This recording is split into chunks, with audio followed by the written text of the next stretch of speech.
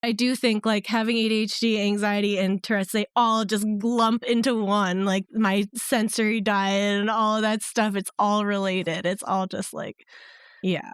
One thing sets off all the others. So judge me if you want. I don't care. I probably won't notice. I'm not paying attention.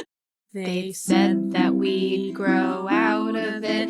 Well, the joke's on them, that's just our brains. We're eccentric, loud, and stubborn.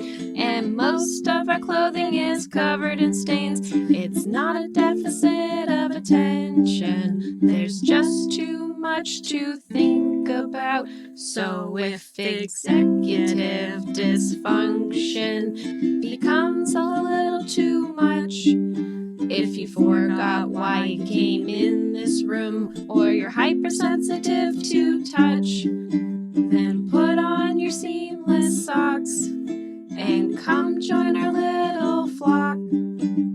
Bitches stimming together, we're weirds of a feather. Weirds of a feather.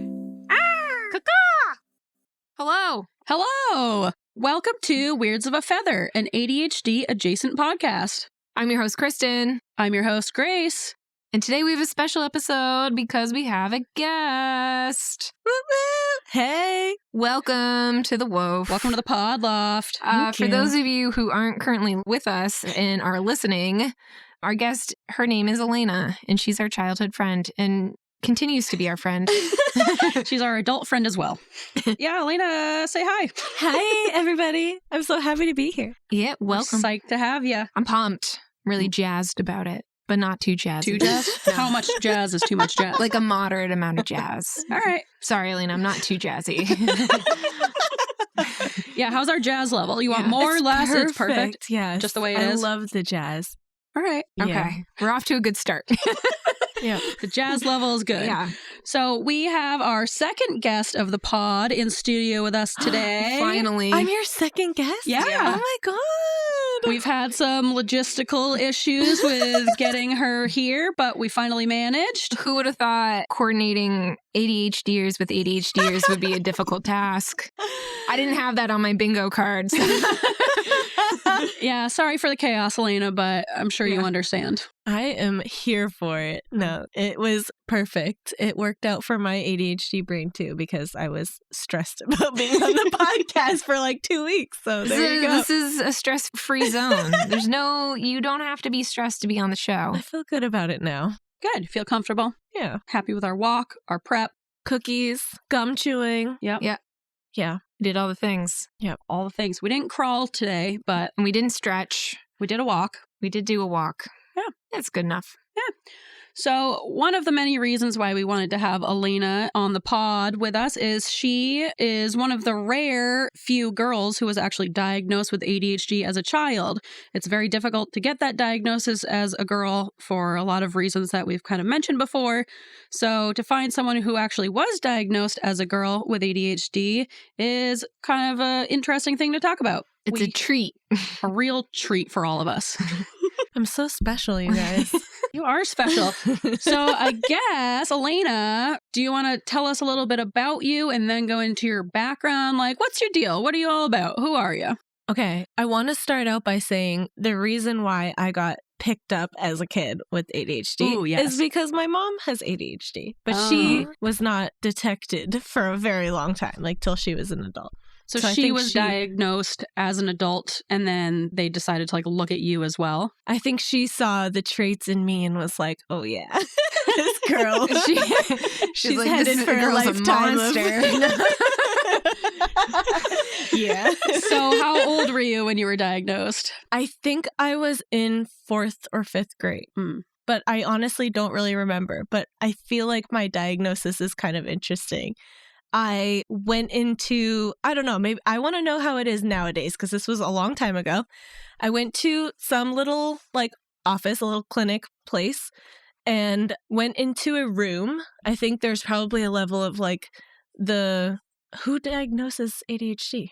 Psychiatrist. A psychiatrist. Yeah, or a psychologist. It can be a few different people. Yeah. So it must have been a psychiatrist just asking my mom questions for a while. I don't know. But the only part that I participated in was sitting at a computer and pressing the X key when pressing the space bar when an X popped on the screen. And that was like the test that they did was for you? how they decided that I had ADHD. I did that to get my job at work, to test my vision, my reactivity skills. I did this. They're like, just reactivity. Yeah. What the? There's I a lot of literally things did that that go into same that. thing, but they were like, we just, for like occupational health, to like be able to do your job so that they know that you're able to do the work. You have to do all this. So they test your peripheral vision, and then you do this little computer. You like, anyway.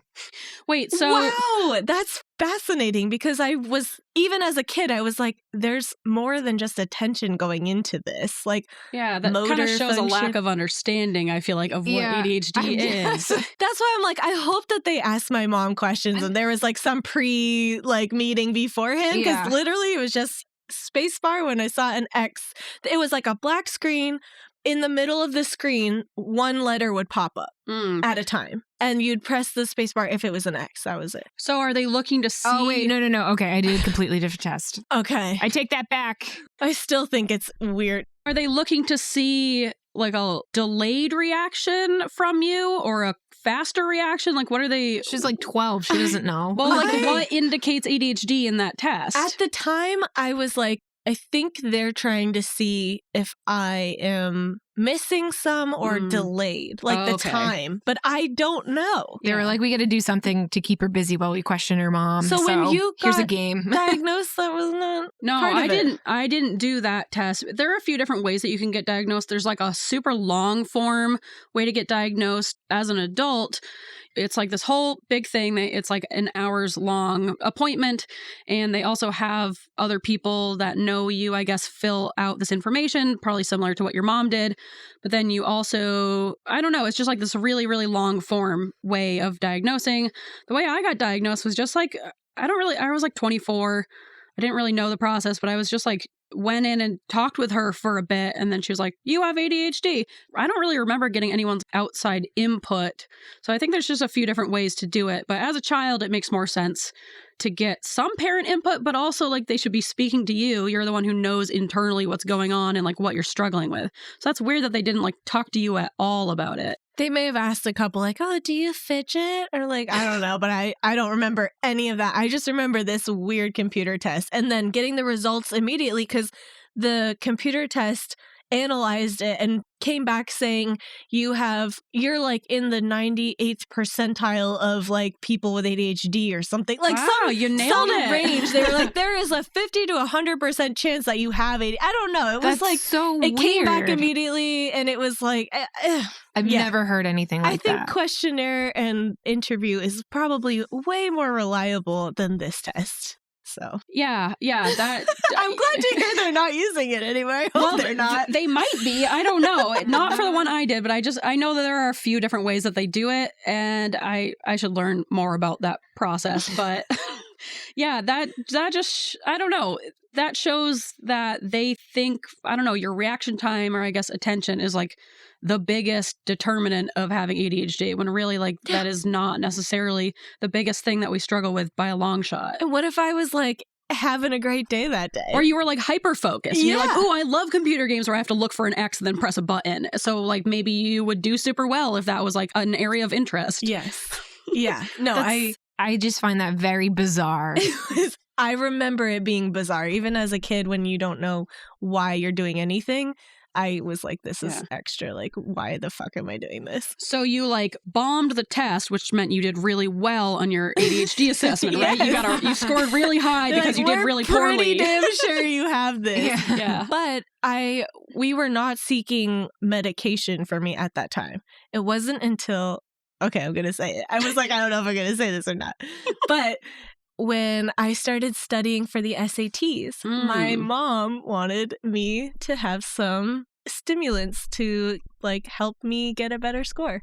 Yeah. And so she got me on it and then tried to, I think, get me like the extra time on the test or something like that. I think it was all just like them trying to get me into a better college, to be honest. I have a question Yes. going back to childhood. So you got your diagnosis, and then was it just like, okay, you have it? Or did they give you any sort of like, maybe you should do some therapy. These are some techniques. We'll put you in a like special class or 504 plan. Yeah, no, I didn't have IEP, any. I don't really know what that is, but I feel like it's relevant. No accommodations at school. And that's why when my mom was like, I'm a freaking, junior in high school, and they're trying all of a sudden to get me all these accommodations when I've always been a straight A like student through school and stuff. They're like, you're going to have to like get her on either a 504 or an IEP. Like, this is a whole thing if you want all of these. Can we quickly explain what a 504 and an IEP is? Yes. Okay. So an IEP is an individualized education plan, and it's for people, it's basically special education, more or less. So it's for anyone who needs accommodations or modifications or special services, related services like speech, OT, PT, extra help with like one-on-one support with academics, blah, blah, blah, all that kind of stuff. A 504 is like a more specific and condensed version that it doesn't give you quite as much as an IEP would in terms of what you are going to get out of services and things like that. Yeah, 504 is more like supports built in, right? Rather than like being pulled out for speech. And I think you see it more often, less with like learning disabilities, more with people that have like physical or like are blind or things like that. I think you see 504. Okay. That makes sense. It could be for ADHD. Okay. Yes. Yeah. And with an IEP, you have to have a diagnosis code of some sort, right? You have to like have a diagnosis, whether it's not unofficial, but like a school diagnosis or a medical diagnosis. But you have to have a diagnosis in order to be put on an IEP. Okay. So you were diagnosed, and then they were like, all right. And then nothing was done until junior year. And they're like, oh, shoot, she's got to study for the SAT. And then they were looking for accommodations for you. But there was this like brief period of time where they didn't do anything for you. A long period of time. Okay. Yeah. That's odd. No, I know. I wasn't there. So, I mean, I was, but not. Looking back on it, there was like a lot going on with me at that time. Like my mom started me in therapy because I had separation anxiety. Like I was worried that she was going to like get in a car accident and not come home for like a short period of time, for like 6 months when I was in like 5th grade. And you would get like really bad stomach aches, right? Oh yeah. I remember like that. Totally like, I feel like I like internalized all of those emotions, and then I had my Tourette's diagnosis somewhere around that time. So maybe it was all, I don't know, like that was so long ago that I don't really know how it all lined up and stuff, but I'm guessing that was probably all kind of part of like getting diagnosed with anxiety and Tourette's and ADHD all at the same time. You get just a whole basket of fun, which was fantastic. It was a really great year for me. I was thriving. Well, that's interesting that you were doing really well in school, but it must have been like your mom was recognizing these traits or behaviors that were making school more difficult for you, and that's why she wanted to get the diagnosis for you? Yeah. I don't know about the ADHD. I know with anxiety, I was like mediocre in school. I wasn't in like the great reading group, but I was like middle of the road. And I got sick in 5th grade. And I was out of school for 3 weeks. I had pneumonia, and it was like they couldn't figure out what to give me to cure it. So anyways, I was out of school for so long. Maybe it was even longer than 3 weeks. I don't know. But I had so much anxiety going back to school. And then I think all these other things like started. It just like triggered it. Like me being like home and sick for so long. I was so sick that I was like, I could barely get out of bed, like that sick. Wow. And then it was like, oh my God, this huge like rush of anxiety of like, I can't go back to school. I can't, when you're like out of your routine, like how do you push yourself to get back out? And I think maybe that is all related to it, but I don't know. If we had my parents on here, they might have a different story for me. That would be interesting to have them on here. What about your Tourette's diagnosis? Do you mind talking about that a little bit? That I don't remember very much, but I think it was the same age-ish. And basically back then I used to like make all these vocal tics like squeaking. Like I'd be like, I remember that. Yeah. I remember the squeaks. Yeah. I think my mom said I had some like shoulder stretching thing. People do neck stretching a lot. I still do that. Yeah. I'm a neck stretcher. It's fascinating, but with, I guess, girls, but people in general, that you tend to grow out of it with puberty. So around 13, like I still have tics, but they're not noticeable to anybody.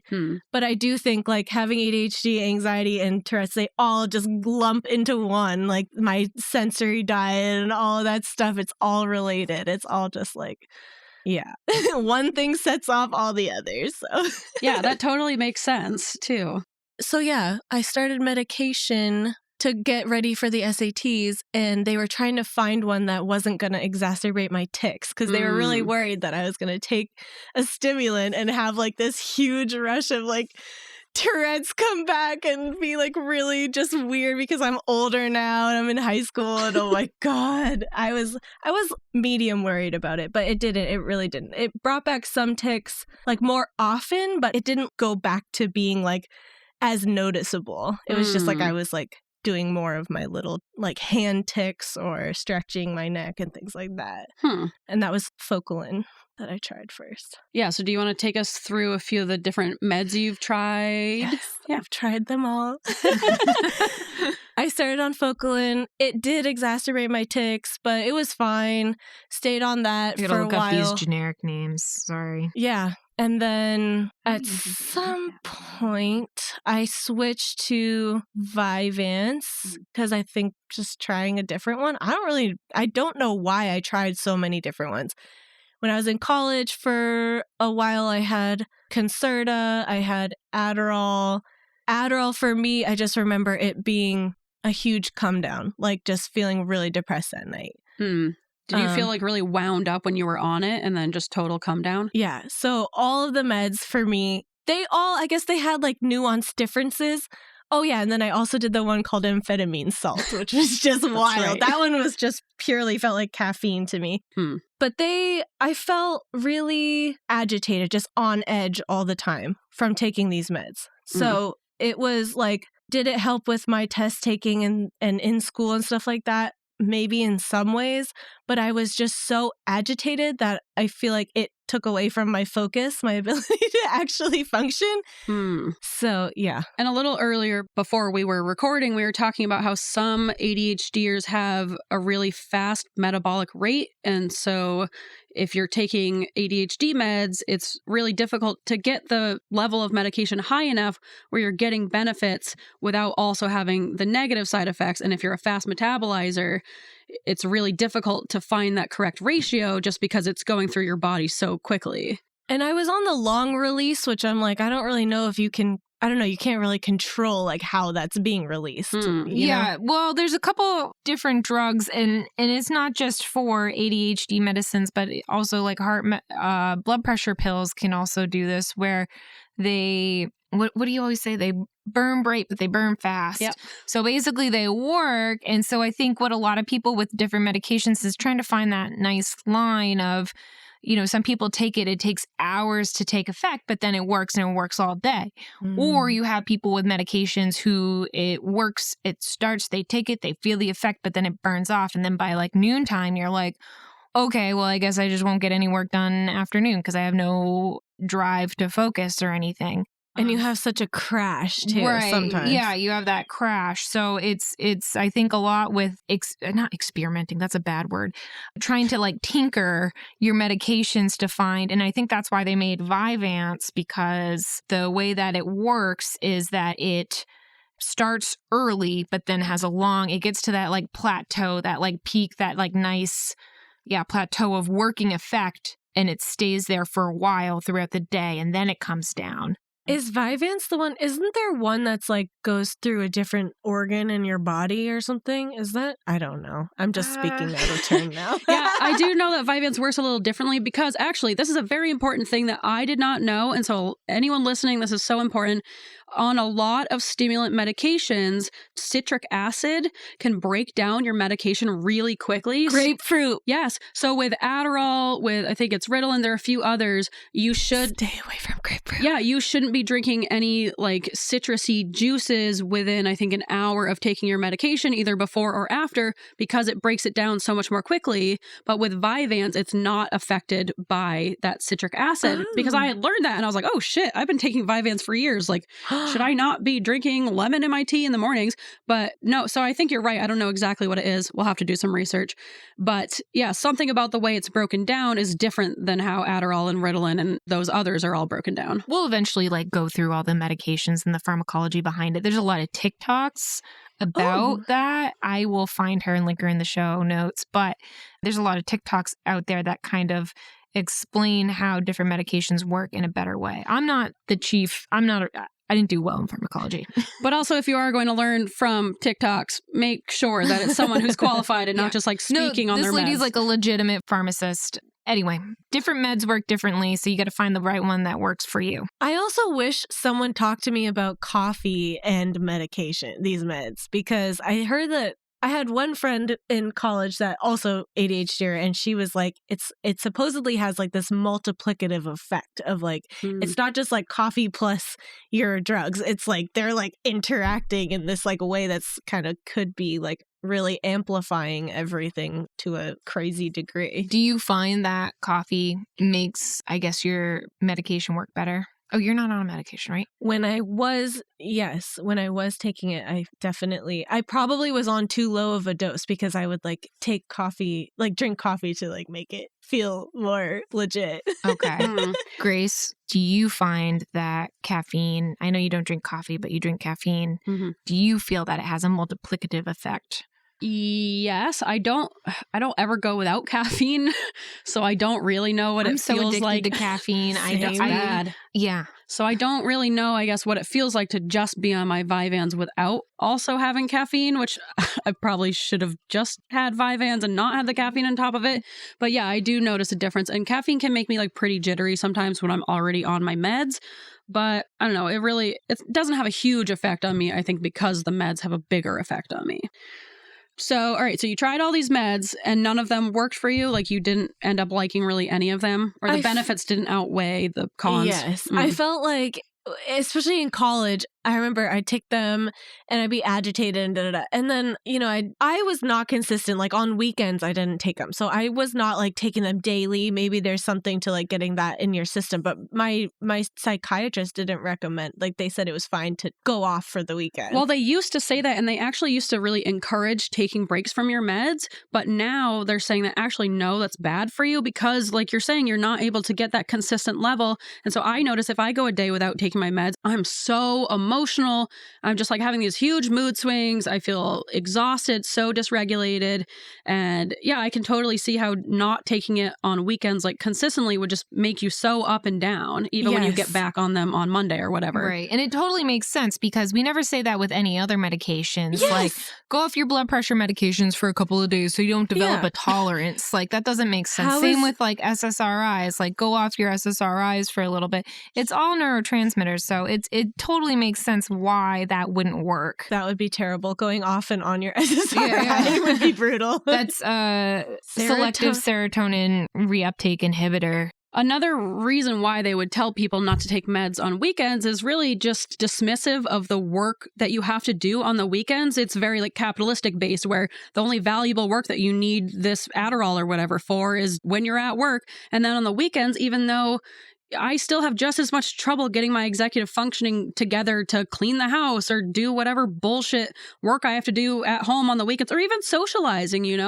So, but that doesn't benefit the economy, Grace. Yeah, so they're just totally discrediting the work that you also have to do on weekends that I still need my medication for, like very much. Maybe even more so because you don't have a routine like that. That's a good point. I always struggle so much on the weekends to get anything done because there is no routine. Same. And that brings up a really, like, something I hadn't thought about before, which is I just felt like this whole diagnosis was, like, pushed on me. Like, I had no desire to get diagnosed with ADHD. I didn't care. I wasn't, like, against it or anything. I was just like, whatever. It doesn't really change how I live my day-to-day life. I guess I just know that I'm different from the typical, but I don't even know what that is.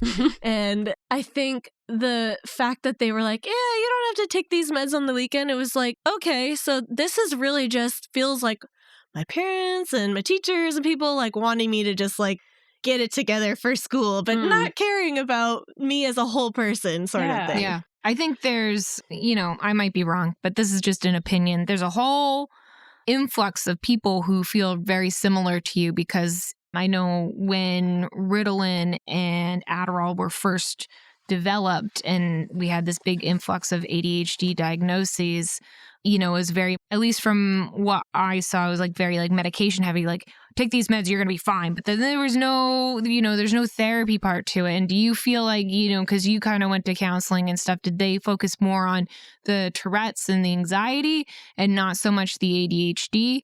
Did you feel that way? Or am I putting words in your mouth? No, definitely. The therapy I went to was just for anxiety. And oh my God, I didn't want to go to therapy. So it was like a total waste for my time, my parents' time, everyone's time, for the therapist time. It was an art therapist. And you'd go and you'd have like a pad of paper and she'd be like, let's draw what you think you're going to look like one day when you're old. Oh, and like, God. she'd analyze it, things like that. And the whole time I was like, I'm not talking to you about any of this. I am not telling you anything. That sounds like it might make your anxiety worse. I'm listening to that. It makes my anxiety worse. Hey, little child, why don't you think about the future more? Think about your wrinkles. We just played games. I think she was in hindsight, she was like trying to get me to warm up to her. And I was like, that's not the way to go about it, lady. I'm not telling you a You know what, Jenga. Everybody likes Jenga. That's a kid favorite. I always do Jenga with my students. Yeah. They never did any type of like executive functioning skills or anything like that, like actual helpful skills. I had a psychiatrist I would check in with, I think once a month or something like that. And it was literally, how do you feel on the meds? And I was like, I feel fine, I guess. I didn't have any relationship with this person, so I wasn't going to be like, well, I didn't even know what to look for. She wasn't like, do you feel agitated? Do you feel like, is there a loss of appetite? Is there, No, it was just like, so how do you feel? Oh, I feel fine, I guess. I don't know. Like, I'm just a kid. Do I feel different? Yeah, but I don't really have words for it. And that was it. That was it. Yeah. I feel like and then she'd write my script. That was it. Yeah. I had a very similar experience with my anxiety, as I'd go to a lady to talk about my feelings and I didn't really say anything. I just cry and then I felt better. Yes. And then I go to the guy who would write the prescriptions and we'd talk about lacrosse. And then at the end he'd be like, oh yeah, are you feeling better? I'm like, eh. And he's like, here you go.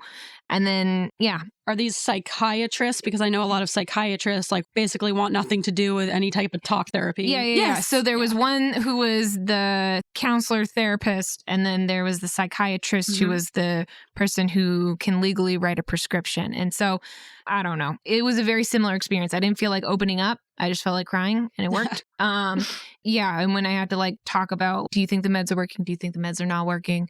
I was just like, yeah, I guess so. It was never like a deep dive. And it sounds like you had a very similar experience where you weren't given anything helpful, She's like trying, this sounds like this art therapist. And once again, I'm putting words in your mouth, but it sounds like this art therapist just wanted you to like do things her way, but never really asked you, about anything you wanted to talk about or do or anything. And no wonder why you didn't open up to her. And then, she has nothing to offer you because there's no like helpful tips or skills that, you can do for anxiety, Tourette's, and ADHD. Sorry, I'm getting worked out.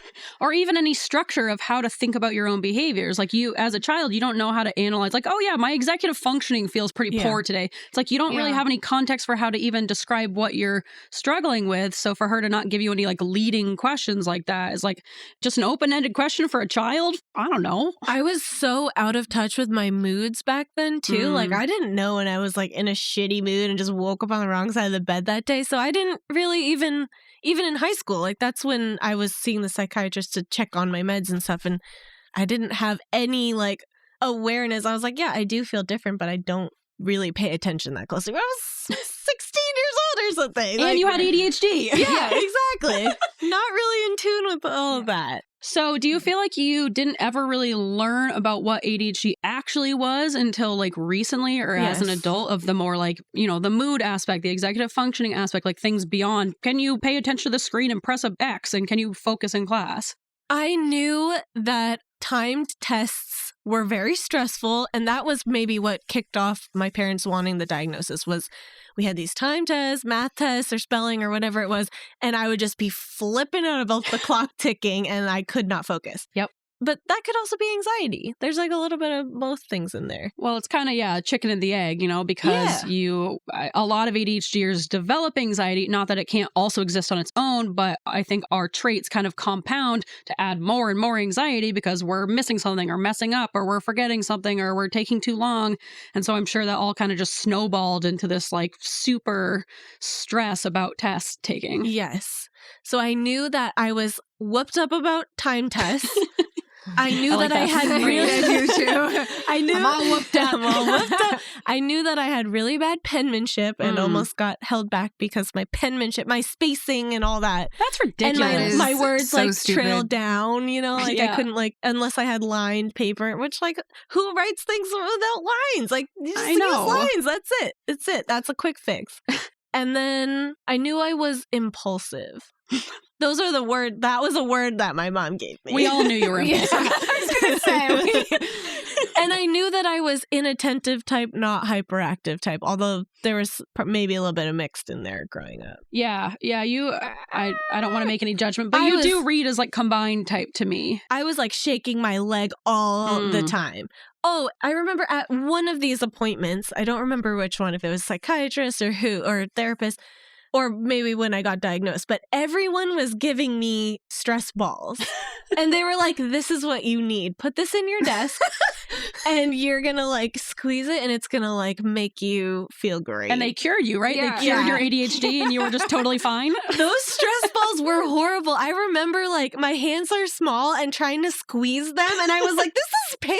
I don't know why this is supposed to help me, but it just really makes my hands hurt. It's like adding more stress. I have more stress. Yeah, I'm so stressed about my hands now. I was stress ball. I was like, this is supposed to help me, but it's not. It's not working. You're squeezing it. It just explodes. Wouldn't stress that balls be, everywhere. Shouldn't that be part of the diagnosis? You're like, okay, what sensory diet should we look at for this person then? If you're not putting them on meds, let's figure out what's going to help them sit through school for 6 hours a day. Yeah. Adding accommodations and really executive functioning, I feel is the biggest aspect of ADHD support and treatment that would have helped me a lot, that no one really teaches you how to do these skills. We don't just inherently figure out how to, even things like clean your room. Be organized. Your mom tells you to go clean your room and you get up to your room and it's I don't even know where to start. I don't know what to do. And you never really get any help. It's just clean your room.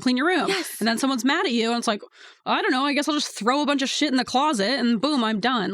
Or under the bed. I did that every time. Clean your room and I just stuff it in my closet. Yeah, I did under the bed. Oh my God. Because my mom would be like, I know everything's under your bed. Clean it again. And I feel so dang seen by you guys. This is amazing. That's what the pod's all about. Because no one gave us these explicit skills. I am not just going to inherently know how to start with cleaning my room. Oh, first you put the clothes away and then you make the bed. And that, I just don't, it all just seems equally important or unimportant to me. Yes, I needed steps. It just looked like this big, oh my God, this is a recurring thing. My mom will always bring up, oh, you always said I never showed you how to do laundry. And I'm like, you didn't. I needed to sit there and watch you be this is how you, visual, right? This is how you put your clothes in. You don't want too much. You don't want too little. And this is how much detergent. And just one time. And I'd be good to go.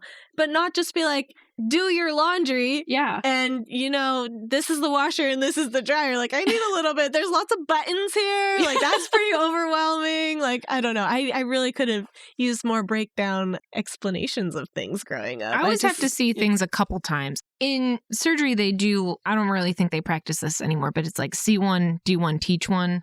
That would never be me. That would never be me. C3, someone would die if I did that. Teach. See 100. Yeah. Do 1,000. Teach maybe one, because no one would listen to my seminar. I think that's also being ADHD. It's sometimes I'm on it and sometimes I'm not on it. So if I was it was a day my mom made sure, or my parents made sure I was really focusing and I was in it. You can kind of tell if an ADHD is focused or not. Yes. You can kind of tell. Definitely. Yes. And sometimes it's just, day to day. There are just some days, especially with hormones, impacting us. There's just so many things that impact us and make us very inconsistent day to day. You just never know how you're going to feel that day. Yes. I also think going back to cleaning, we do things differently. So I know when my boyfriend Christopher, when he cleans, because he does a lot of the cleaning, because I get awesome, which is great. It's a 10 out of 10. Sam does laundry for my husband does the laundry in this relationship, which is amazing. So he like picks a day and he's like, I'm gonna clean, and then I just know it will be a disaster until he's done, and he might have these random hyper focuses. Like the other day, he made a towel rack that we didn't need, but now it's nice. Out of like recycled materials. I'll take a picture of it. Oh my God. And did that take 45 minutes? Yeah. But now we have a towel rack and the apartment's clean. And I feel like if, neurotypicals might see that and be like, you're wasting your time, which I thought for a very long time. I was looking at him, I'm like, I know this is going to be good in the end. But I think we kind of approach problems differently. And I feel like a lot of people, we need these skills, but we also approach those problems differently. And maybe neurotypicals have a hard time teaching us because we just approach the same problem differently. Or other ADHDers also, our parents, because they were never taught these skills. They were just probably yelled at by other neurotypicals of do this. So it's a problem of both like neurotypicals doing things a certain way that we don't understand, but also a bunch of ADHDers, and I'm sure autistic people as well, internalizing these, I have to do it this way, and then kind of just like forcing these skills in whatever way they can make work for them. But they were never, like your mom was probably never taught, this is how, you put in the laundry detergent, this is the button you press. Like she was probably just made to figure it out. So maybe our parents have figured it out, but even if they're neurodivergent themselves, they were never given good step-by-step instructions. So they just kind of throw that onto us. Yeah, and they didn't really have an awareness for all of these things that we're able to talk about now, which is like, executive functioning is a visual thing. So I learned this. I'm a speech pathologist, by the way, so we can get to that too. But I went to some seminar or something back when I was working in the public schools, and there was a speaker who was talking about executive function, and she said, you intake like a schedule or something visually. And so she was like, if there is someone with ADHD that you're trying to get to, like, these are the 3 things that you have to do today when I'm like, say your mom, you're leaving the house for 2 hours and you really want your kids to get 3 things done, 3 chores done. Okay, don't write the words. Put a drawing, if you can, of each one. Dish, dirty, bubbles, like you gotta do that. And then, like that is really what people need to do for us neurodivergents. When I was a speech therapist in elementary schools, there were some situations for some kids where I would even try to take a picture of them like doing the activity, like even better, to add another level of them like hanging their coat up, them like putting their lunchbox away, them sitting at their desk. So not only are they getting that visual, they're getting them in that situation so they can like picture themselves doing it and connect that. I wish someone would make that for us. I think executive functioning literally is just like being able to visualize yourself doing something. I would be happy to take pictures of both of you doing tasks and then send them to you at random times during the day. Time to do your dishes. Here's a time you did your dishes. Remember how fun it was? All right. Well, that brings me into, I just want to talk a little bit about you as an adult, and then we can get into our fun segments. But yeah, why don't you tell us a little bit about, I do want to talk a bit about, because we're both speech therapists, or I'm a former speech therapist, but yeah, I kind of wanted to talk about how that's been for you as an adult and like what you think of being an SLP. Well, first of all, being a speech pathologist therapist in a public school setting is not good. Don't do it. Don't do it, people. I agree. If you're thinking about doing it, don't do it. Yep, I second that. Even if you have ADHD or not, don't do it because it's terrible. But especially if you have ADHD, don't. Yeah, don't. Yeah. You wear too many hats, basically. It's burnout city, and it's just nobody's there to really, no one knows what you do. Literally, no one. The principal doesn't know. There's no other SLPs in the building. Right. I was going to say, isn't it like one per school? So yeah, typically. Yeah. I don't work in a school, but that sounds like a nightmare. You're the only one who does your job, and you're responsible for all the kids who need assistance, language assistance. And you're up against like your team. My team at the public school that I worked at for 2 years didn't know anything about speech. Even those people that are in special ed, like they're not those teachers, those other people, like the OTs even. The OTs were better. But most of them... OT is so freaking great. Yeah, OT is great. I can't say enough things about OT. They're so amazing. They had the best grasp on what speech does, but everybody They else have the was best just... grasp on most things, is my experience. They're so nice and they're so helpful, and no one really knows what they do. It's true. Yeah. Yeah. Very true. I like to think I would know, but I don't know. Maybe I don't. Maybe It's I'm not saying... just handwriting. It's and not don't, handwriting. Don't say that. They don't have- like that. I can explain what OT does. Sidebar. OT, occupational therapy. So you have physical therapy, which helps you gain strength after something like a stroke. If we talk about stroke victims, maybe they lose their ability to walk on one side or to move their legs. So physical therapy works about like the physical strength, getting those muscles back, getting your, knees to line up when you walk and making sure you have the right footing. Occupational therapy helps you live your daily life. Okay, so you can walk, but how are you going to get your shoes on to get out of the house? That's a whole different skill. It's all about skills, and they're so freaking helpful, and I always forget to consult them on all my patients, and I feel bad about it. And a good OT has a really good grasp on sensory stuff, too. yes. It can focus on, like, brushing. Do you guys know about brushing? Like skin brushing? Yeah. Yeah. Oh my gosh, that's pretty amazing. What is brush? Well, like a paintbrush? I worked at Perkins School for the Blind, and kids have all types of diagnoses there. And the kids that had like sensory needs, a lot of them had brushes, which were like these little plastic brushes with plastic bristles. And usually you'd have it on with their shirts all the way down. And then you would start from, I think, the wrist and go up like 10 times like this and then down. It's just like basically waking up your sensory system so that they're not going to get like a lot of kiddos, like a lot of them were on the spectrum. Things would be irritating them, like their seams on their clothes and things like that. So it's just supposed to kind of like wake up that system, I think, a little bit. So that was pretty cool. That's cool. So are you finding, so you've been at SLP for what, 3 years, 3.5, 4? Because that's about the time I got burnt out. Yeah, 3.5. And how are you feeling with it? You're feeling... Well, the pandemic made speech very difficult. Oh my God, it's a nightmare. But yeah, the first 2 years, I didn't like totally hate it, but I was like, this isn't for me. When I graduated grad school, I was like, do I want to do kids in the educational setting or do I want to do adults in the hospital setting? I could have gone either way. So I just picked one. I guess I went with the one that gave me a job first, probably, in hindsight. I don't really remember. But, I really wanted a placement that I was going to have a good supervisor because it's kind of like your third year of grad school. If you don't have a good supervisor, which you can have a range of things as your supervisor, it's supposed to be like you seeing them pretty much on a daily basis and them, supervising 25% of your sessions or something like that, which I've never had that. That doesn't happen because SLPs have way too much work to do. So I went to the school setting and was like, this is way too much. And I was not into the people that I worked with. Like, it was like you were in this like crazy teacher environment of everybody's gossiping and drama. It was just a lot more stress that wasn't about the actual job, just stress about people liking you. And you had to be friends with people to get the things that you needed, like to get your kids seen and things like that. It was terrible. That sounds very toxic. And I'm sorry you had to go through that. Yeah, it was bad. So I knew I was going to move back to the East Coast. That was in San Diego area. So I was going to leave that job regardless. But then the pandy hit.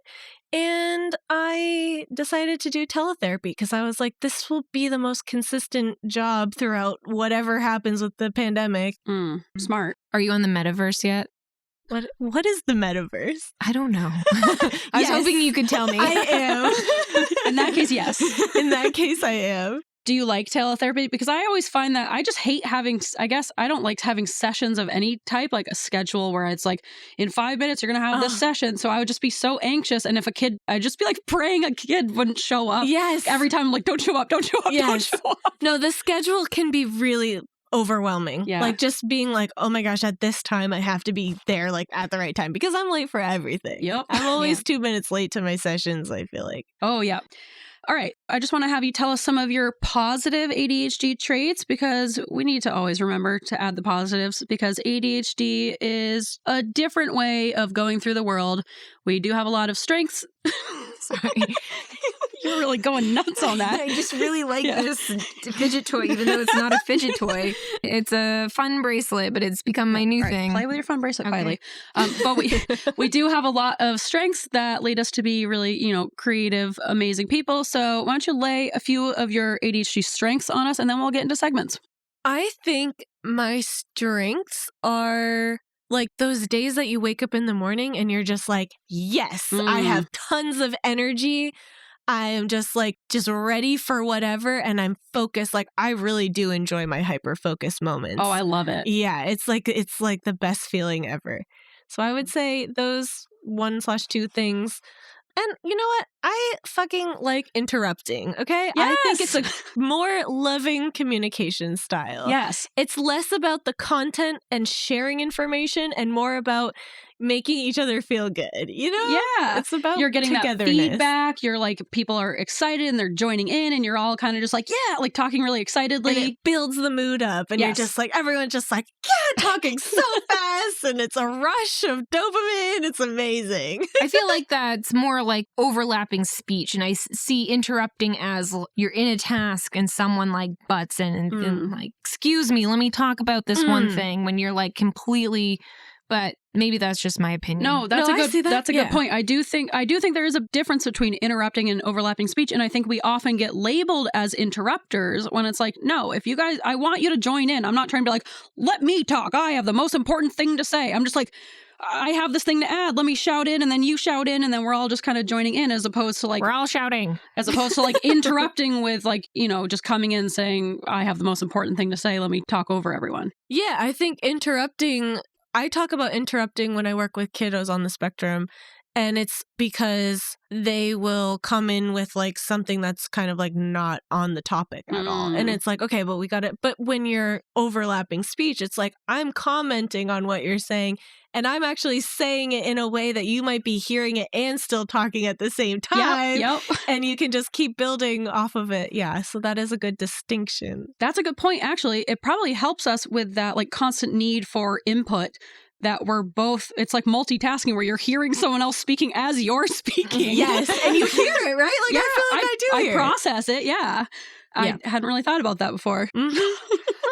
Also, another thing I think is a positive about you is obviously your nonlinear thinking. I think you're a creative, hilarious weirdo like us, and I think that's a big positive. I keep you on your toes. You do. I have like an artistic thing going on, I think. I see things a little more fluidly than a lot of people do.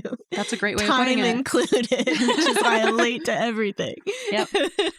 Time is a construct that society made up to get people to go to work, is what Henry Zabrowski says. Okay, I'm going to say this wrong, but my husband was telling me about, there was like the concept of time.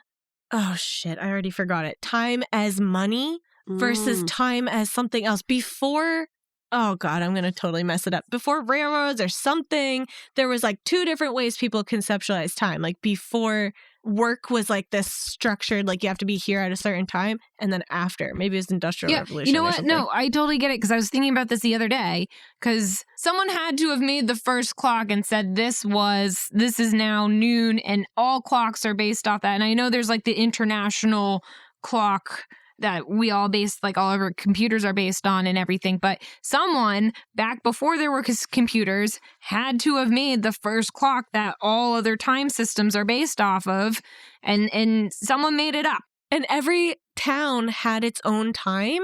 Whoa. Which probably was better for like the daylight situation, because we're in Maine and we're like different from other places in our time zone.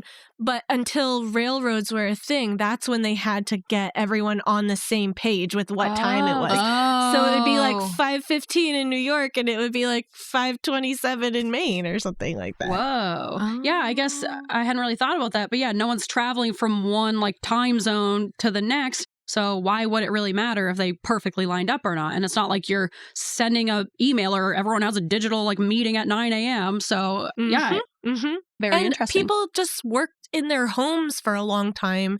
And so it wasn't like, be here at 8 a.m. because we have to call like someone in China or something. No, you just like, you were like a blacksmith and you woke up and you did your work for 8 hours. We're going to be open when we're open. Yeah, time as commodity or something. I forget what it is. Well, I was recently learning that like productivity and rigidity about time is a construct of white supremacy. Like that is an aspect of white supremacy. Like they've done all these studies that there is an actual like quote unquote culture to white supremacy. And it's very much based in productivity and efficiency and time. I'll have to look more into that so I can speak on it more eloquently. It always goes back to racism. It's always white supremacy is at the fucking root of everything. It really is in this country. Jesus. Right. This conversation got a little deep. Yeah. On that really fun note, do you have anything else you wanted to add to your little bio before we get into our segs? Any important things you wanted to mention? I don't think I said that I don't take meds anymore just because it agitated the hell out of me. So you never found a med that worked for you? I didn't. I went to a college that had internships where you would like take a break from class and you would just be interning. And I wanted to do an experiment of like, can I function without my meds? And let me just like do it because I'm not studying. I'm just showing up to work every day. And I was interning at Perkins at that time, at Perkins School for the Blind. So I tried it out and then I was like, I love this. Let me see if I can like carry this over to my summer session at school. And I like started getting the best grades I'd ever gotten. And I think it was just like it removed some of that agitated likeness that I just needed that out of my life. So yeah. So that I never went back. Currently, are you doing anything for your ADHD specifically? I know Grace does a lot of tapping. I kind of just raw dog it and it's not going well, but are you doing anything that you specifically right now that you feel is helpful or that you think other people should do or no? I want to tell everybody to exercise because it is really important, but I'm not good about my routine right now. I just moved. Oh my gosh, an ADHD who's bad with routine. I'm in the middle of transition because I moved and it's the pandemic and I wasn't going to go to the gym and get corona and all that stuff. So right now it's not going great, but exercise helps a lot. It does. Yoga's great. Yeah, I notice a huge difference. It almost like activates my meds a little bit is what I notice. And I'm sure even without meds that it feels like you're getting a burst of medication where it really just like sets me on the right track for my day. But I never want to do it. I always fight it. And then I get myself to do it. I'm like, I feel a million times better. I hate exercising. I don't like to be hot. I don't like to be sweaty. I don't like to go to the gym because when you start, you're cold. You gotta go to the pool. No, because that involves getting wet. Yeah, it's a whole process. Yeah, I have trouble transitioning into the wet. But once I'm in the wet, I want to stay in the wet. I don't want to be dry. I don't want to be out of the wet. I'm a wet person now. Someone once told me, you will never regret going to the gym.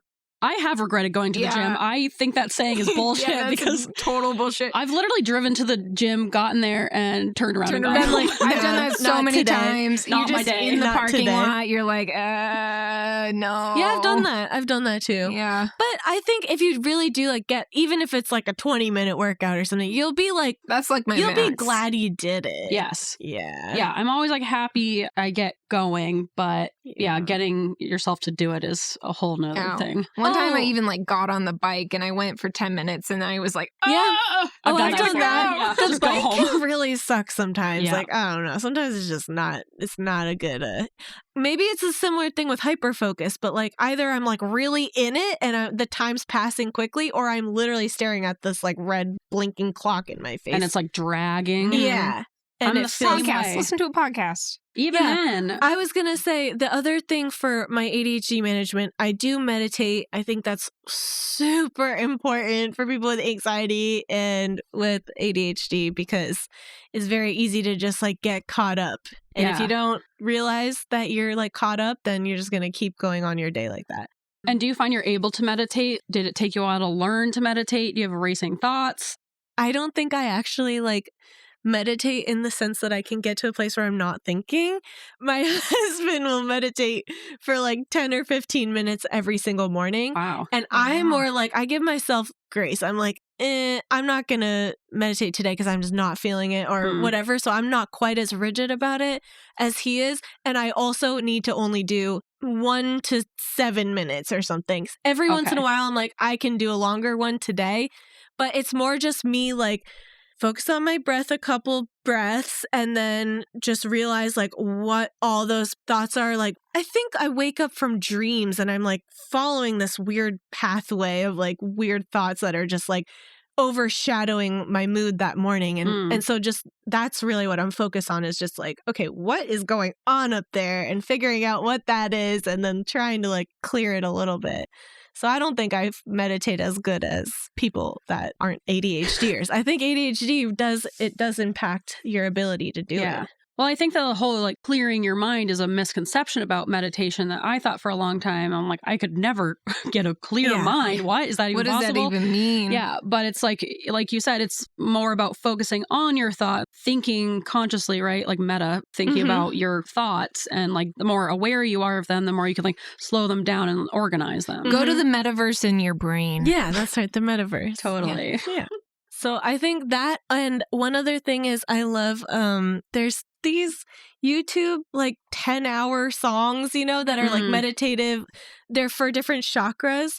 It's called Meditative Mind, and the heart chakra and the sacral chakra ones are the two that I like listen to you send all the time. Yes, they're so good. Send us the link and we'll have it in the show notes. A pretty video that like plays with it too. So I have like my one screen here, my one screen here, and one's just playing like this meditative video on it. Sometimes I'm in sessions and I keep the meditation music playing really low in my headphones so the kids can't hear it, but I have it like really low in the background throughout my whole day. That's a good idea. Because I struggle, because I'm spending all my hours sound editing, but obviously I can't listen to anything while I'm sound editing. So that's really one of my biggest struggles with sound editing is I just want something to be playing, but obviously I can't do that. You need like a record player. I might have to look into that. That might be good. Yeah.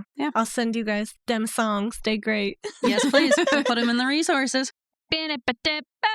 All right. After that very quick introduction to who Elena is and what she's all about, an hour later, let's do a not so quick transition into our segments, shall we? Yeah. I'm ready. Everybody take a breath. Hold it. Oh, hold it. I fucked up already. All right. Okay. Leave your breath. I already have left my breath. Okay. Yep. Okay, another one. In through your nose. In through the whatever orifice you choose. Hold it. Okay, out. Through a different orifice. Out. Oh my God. Elena's no longer with us. Yeah. I passed away. She's slumped in a chair right now. We have to edit that. Oh, God. We have to edit out Elena dying. We'll make it like a meh. She was We have never to update here. our quirks now. Yeah. We have no content for the rest of the episode. Shit. This is still a transition. Yeah. We're still mid-transish. Hang on. Almost there. And transition. Not quite. No. We're still transitioning. And we're almost ready. Another breath. Maybe. In through the nose. There we go. Hold it. Oh, shit. You guys are really bad at holding it. You didn't give me clear instructions. I felt like that it should be, that's like what you do. You breathe in, you hold it, and then you let it out. That's like the whole thing that they teach you in meditation, right? All right, welcome back from that transition. We're getting into our segments. Do you want to let's get into our accomplishments. Everybody has an accomplishment? Yes. Yeah, everybody accomplished something. I hope so. Little accomplishments, but big in our hearts. Yay! Yay. All right, Elena. Yes. You've been talking a while. Why don't you talk some more? Okay. What did you accomplish this week? I got my nephew's birthday card to him before his birthday. He turns 3 tomorrow. That's a double accomplishment because 1, you got him a birthday card, and 2, you got it to him ahead of schedule. And I wrote in it too. Whoa! And I sealed the envelope. Whoa! Yeah, Holy killing shit. it. Quadruple accomplishment. Mm-hmm. A quad accomplishment. Congratulations. Yeah. I'm proud of you. That's Thank a big you. one. Yeah. Grace, So what'd you do? You mentioned it earlier, but I have started tapping, which is It's a type of dance. yeah, I'm You tap have dancing. to get special shoes. No. Oh my God. I wish. I'm like, wow. Tapping. I'm like, you didn't tell me this. We've been together Just a for little clickety Yeah. clack. Thursday. Yeah, I have a little top hat, my bow tie. No, tapping it's also known as EFT. I should know what that stands for, but I don't. It's basically you're tapping on different pressure points in your body, and as you're tapping... With your fingers, not your shoes. Yes. So you're tapping, it's like the top of your head, your eyebrow point, next to your eye, under your nose, and you like go through this cycle.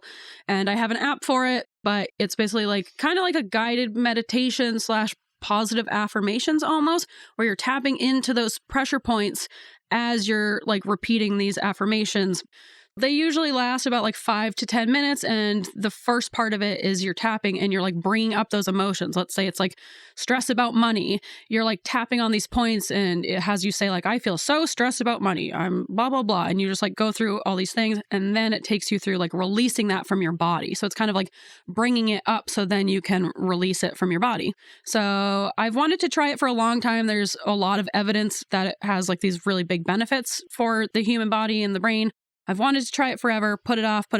I finally did it, and I've actually done it probably like 10 times now. Whoa. So it's not just like a one-off, one-and-done thing. I've actually like stuck with it. I really like it. I do notice a big difference in my anxiety afterwards, and I do think it's really helping. So, yeah. Well, congratulations. I'm proud of you. Thank you. Proud I of myself. wish you took up tap dancing, though. That would be really fun. I still could. There's still time. You could tap and tap at the same Whoa. time. Oh, double taps. Double tap. Oh. That's a good idea. Business idea, maybe. Yeah, there you go. Just it's a class, TikTok a dance idea. hall. Ooh. Yeah. Double taps. Double taps. I used to do tap. Could you teach me? I don't know if I'd be the best teacher, but yeah, I could try. I think, should we start I did tap with you, Kristen. You Yeah. remember? There's that one show. We all had the Oh, blue yeah. leotards, the silver. Like, Oh, yeah. yes. Mm. Yes. My niece wears that now. Oh my god. Yeah. That's so cute. She really loves all my old leotards, and they just bring back awful memories bet of they're me so vomiting at my... itchy. Because I vomited every dance recital, which we can talk about later.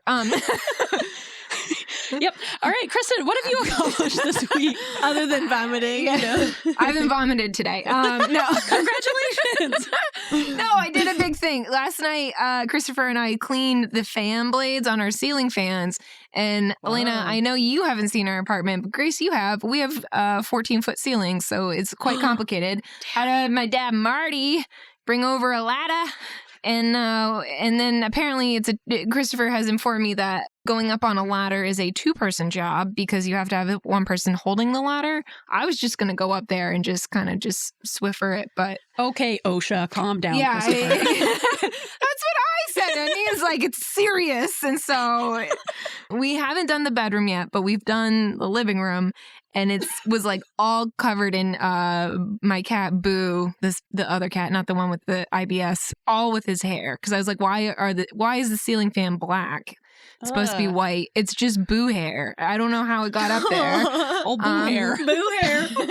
But yeah, so I feel a lot better. And yeah, it was a big project, and it continues to be a big project. That's huge. Yeah. I didn't think people actually did that.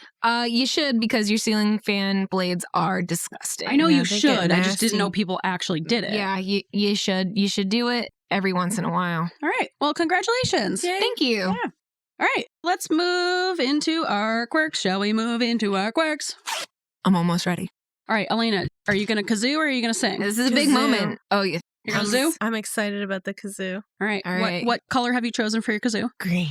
It was an immediate decision. She Yeah. knew the second Kristen asked her. I Green. love planned. green. She planned this ahead of time. The green one sounds better.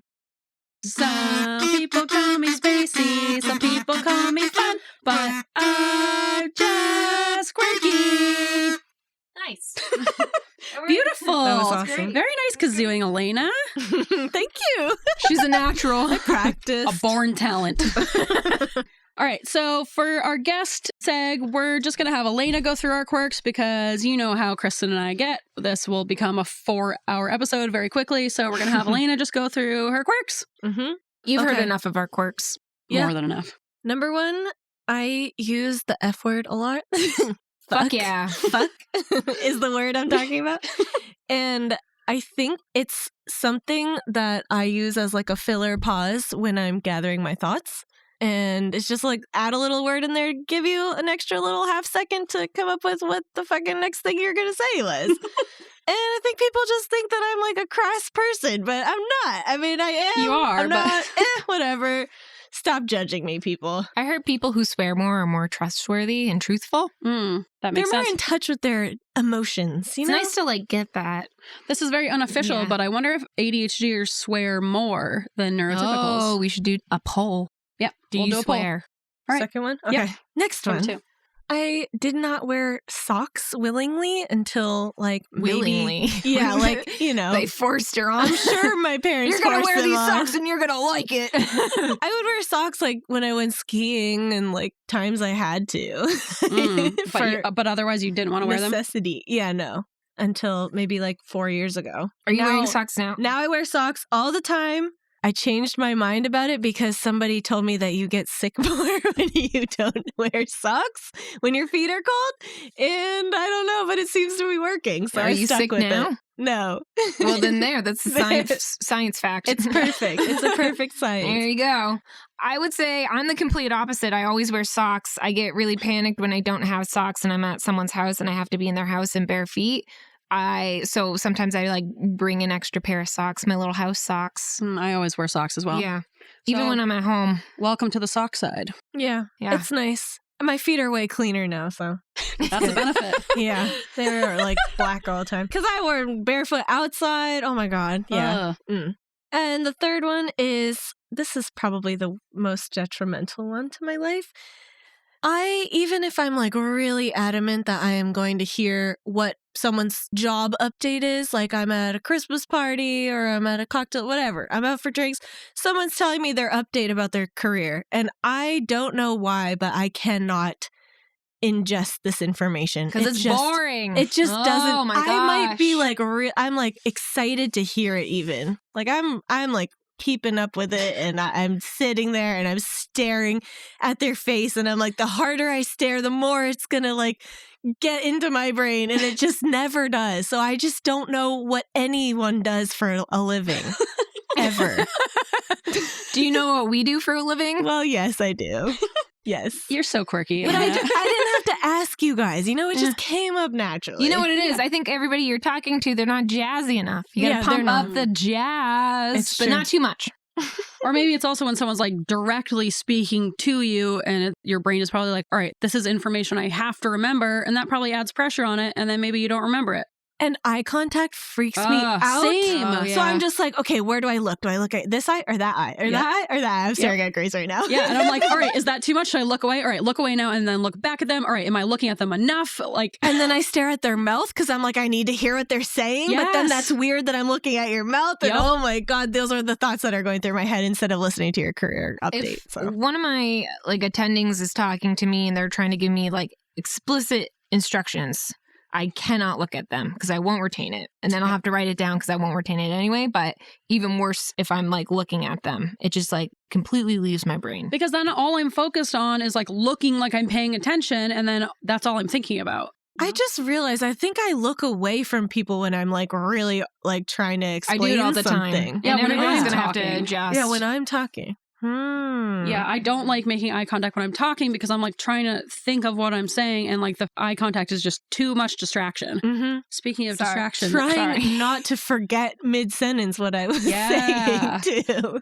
That's another problem. Yeah. Elena, you are just so quirky. You're so quirky. Yeah. Can't remember anything. It's not ADHD, it's just quirks. It's just quirks. All right. All right. We're cruising through these. Cruising. I say cruising, but it's already been, what are we at? An hour and 26 minutes. Yeah, this is fine. But we are cruising. Yeah. Yeah. We have a lot to say. There's 3 of us, so now it's going to be longer. All right. How are we feeling about that hobby collector song? How are we going to play this? How are we going to play this? I don't remember this one. This is our stupidest one. Our stupidest song by far. yeah. Hobby collectors. Yeah.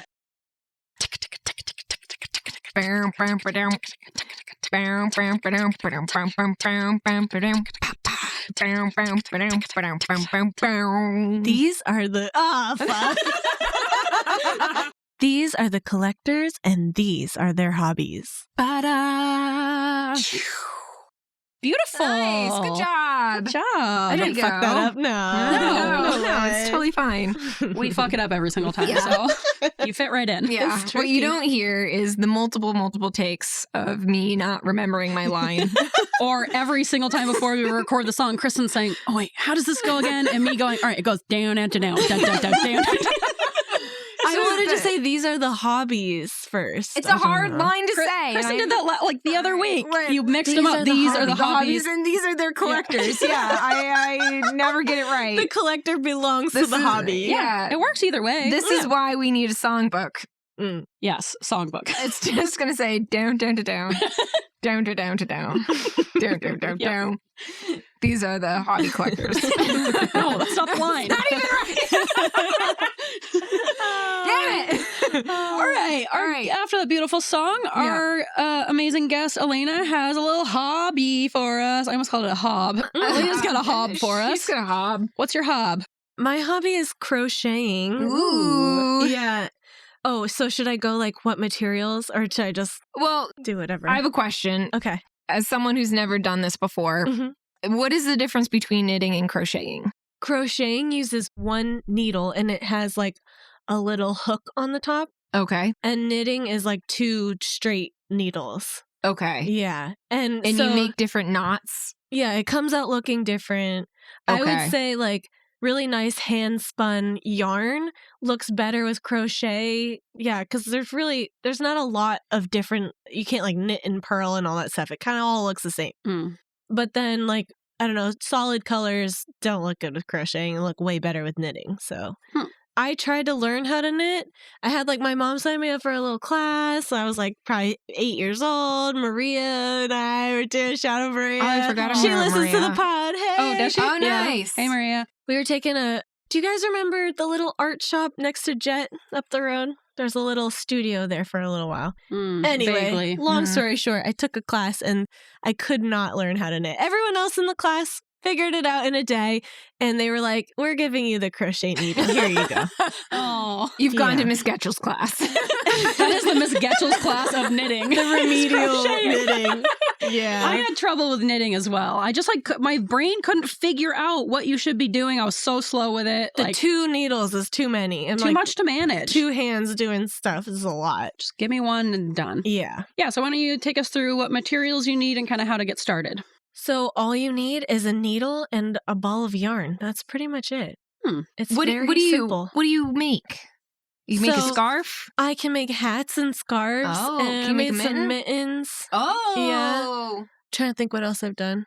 I think I've made like little sweaters before for kids, like little, like for babies. Oh. Yeah, but I'm really not that good because I only pick it up once a year, like the month before Christmas, pretty much. And then I bail on it as soon as Christmas comes Like the around. second November hits, you're like, oh, it's crochet season. Yeah, no, literally. I'm like, okay, Where's my needle? time to crochet. It just happens You naturally. gotta go to Joann's. And it really is to save, like, I mean, it's a nice gift, I guess, but it's really just like it saves me a ton of money on Christmas presents because I feel like it's a wasteful holiday. Oh Can my you God. learn on YouTube? Is this a YouTube learn thing? Yeah, you could learn on YouTube. Okay. It's very simple. All right. So you just need the crochet needle and the yarn. Mm-hmm. And that's it? You don't need like a pattern or anything? I guess, okay, so I learned from somebody. You can buy like these magazines that tell you how to make shit, but that's above my level. Like I just figured out how to do the stitches and I just went for it from there. Oh, okay. Yeah, so I do That some sounds like wonky- my thing. Just Yeah. go for it. Yeah, you can just figure it out. Yeah, okay, so how to get started? Yeah, I would say watch a YouTube video about it. You might want to use patterns, but I don't. That's up to you. If you like following directions, then you're I don't. a crazy person. You're probably a sociopath. Or a 'Cause- neurotypical. Yeah, or a neurotypical. There's I gotta do this one by the book. same. I need my instructions. That takes all the fun out of like doing something relaxing and artistic. I'm like, I don't want to count this. This is Oh, annoying. I would never count like stitches or whatever. I would just make a scarf until, all right, this is long enough. Yeah, totally. I'm the This same. is about scarf length. Yeah. Is this a good hobby for ADHDers? I think yes and no. for one, you're pretty much like sitting still, and sometimes that's not fun. Like, I don't know. It's not like you can be walking around the house or whatever, like, and doing it at the same time. But I do think it's nice to keep your hands occupied while you're watching TV or something like that, or doing something else, listening to a podcast or something. So overall, yeah, it's in the middle. Yeah. It's all right. I have a question. Mm-hmm. Did you get burnt out from this hobby? And if so, how did that happen? I did get burnt out. Every year I get burnt out because Christmas burns me out, and I make like 3 scarves and then I'm like, that's it. I have to like do it for a deadline, you know? You're trying to get it done by a certain time, and it takes all the fun out of it by the end of it. But you like set yourself up for it where you're like stress crocheting and then it's done. Yeah, because in the beginning it's November 5th or something and you're like, I can take my time, so much time. Yep. And then Thanksgiving rolls around and you're like, yeah, no. So it becomes stressful. But you come back to it like every year? Yeah. I mean, that's impressive. So it's kind of like a temporary burnout, I guess. Yeah. Yeah. Yeah. You got to take a long pause from it. But it's just like November rolls around and you're just like, you wake up one day, it's the season. It is. It's just one I can of those seasonal. Smell it in the air. Yeah. It's one of those I seasonal smell the yarn. Mm-hmm.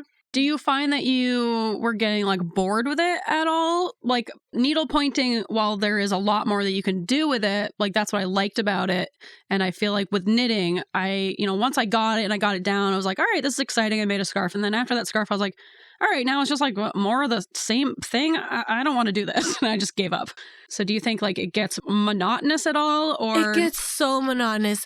If you're making like a scarf or a blanket or something bigger, oh my God, or you're like making 2 mittens, like, I like making beanies because that you could do in like 1 sitting if you were like really set on it, or 2 if you're like doing it casually. I have a question about the beanies. Yeah.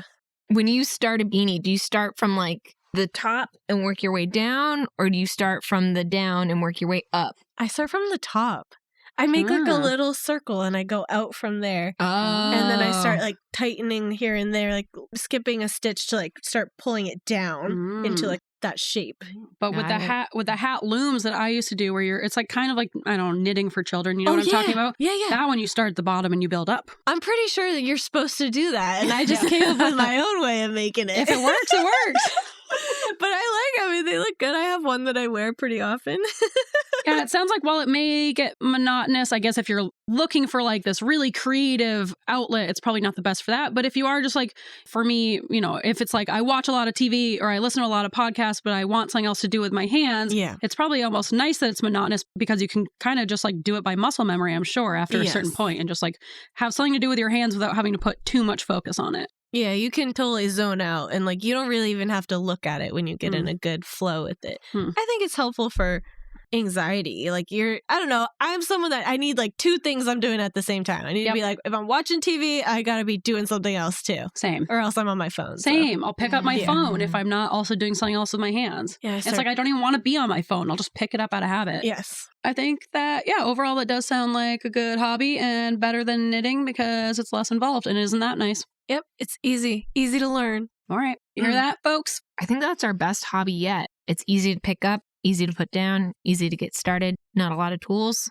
Yes. I think that's like our best. Yeah, I think that's our best like hobby that we've. Thanks for sharing. Yay. Yeah. It's a good one for ADHDers because you don't need instructions. So there you go. Maybe it is a good one. Yeah. All right. If anyone out there is inspired by Elena and decides to get into this hobby, let us know. That would be great. Yeah.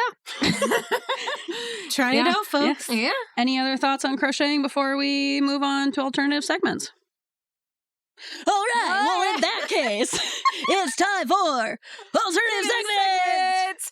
Pew, pew, pew, pew. Alternative Segments. Elena, you want to add any shouts in there? I don't know. I do, but I don't know. You can shout anything you want, or you don't have to. In your best DJ voice, give it a go. Oh my God, I don't know, you guys. You can do it. I haven't tried that voice promise before. you can do it. Oh, It's just a lot of talking like this. alternative segment. Yeah, there it is. There you go. That was great. You're on a morning show? Oh my God, yes. That's Welcome. That's how all the Maine, I feel like Maine specifically has like that. They're going for that sound. Yeah. It's like once you sign up to be a DJ in Maine, you like develop they're like, here's your voice. Yes. Oh, why Welcome is that? to Maine. Why is that the style? The Maine DJ Association. Do you think they gather? The DJ? I feel like it's Mainers depicting like a West Coast sound. Oh. Do you think so? Oh, yes. They're trying to sound like gnarly, dude. Or I don't know. It's fucking weird. That totally makes sense. That makes sense. Although I do have to admit, it's kind of fun to It talk is- like it this. is fun. I'm changing my voice like this for good. It's so annoying, but I can't stop. All right, on this week's alternative segments, we're bringing back an old favorite. How did no one catch this? How? Did no one catch this? So whether you were diagnosed as a child or not, Elena had a diagnosis, but there's still many aspects of ADHD that even if you're diagnosed, adults are still like, but why are you doing that? Why are you doing that? Without like, oh, that's connected to ADHD. So we want to do a how did no one catch this of just our, I guess, weird little childhood things we did that are very blatantly obvious in retrospect. Oh my God, that's ADHD. How did no one catch this? So, Elena, do you want to start us off with a how did no one catch this? Oh, mine is so cringy. Oh, I hate This whole it. podcast I'm is cringy. so excited. Ugh. Okay, it's cringy for me because I was just a very impulsive kid. And I remember going up to when I was in school, I was in like probably 5th grade. I went up, that was my year, guys. Oh my God. You were thriving. I peaked. Thriving. I Peaked in went- 5th grade. I peaked in 5th grade. That's so sad. I went to the front of the class to like answer, a math question on the chalkboard or something. And as I was walking back, I saw my friend sitting there at his desk, and I was like, it'd be funny if I just kicked him in the shin. And I like within a split second, I just like did it so hard that he cried. And it was like the teacher was like, Elena, why did you do that? And I'm like, oh my God, I don't know. It just happened. Just a friendly kick in the shins. It was supposed to be funny and it was way too hard. Oh my God. Yeah. My kid's probably like haunted. Like, don't mess with her. She'll randomly kick you in the shins. I thought we were friends. Been haunted ever since 5th grade. I to will the never- shin incident. This is- Incident. Ugh, it's just one of those cringy ones I will never forget. Oh my God. Like, why? Yeah, that's okay. We're all impulsive. But yeah, you did a lot of like physical attacks. I would describe them as like, I remember you had really long nails. The scratch. You would always scratch Oh my people. gosh. Oh, yeah. Just like out of nowhere, you'd be like, ah! That's like what you were famous for, was Yeah, scratching people. That's right. You can ask anybody in our little neighborhood. They would, yeah, you were a scratcher. You were just a scratcher. I think that's because I was a younger sister, and that was my only defense mechanism. It you know? worked. It worked. I was terrified of you, Elena. I was scared of those It's because nails. you like really couldn't predict her because you can't predict her. She just out of nowhere be like crack, and you're like, oh, I didn't even know you were behind me God. because you're sneaky. Yikes. Nothing to be embarrassed about, you know? It is what it is. That was like your thing. That was your vibe. Yeah, we all did. Kick you in the shins and scratch you on the back.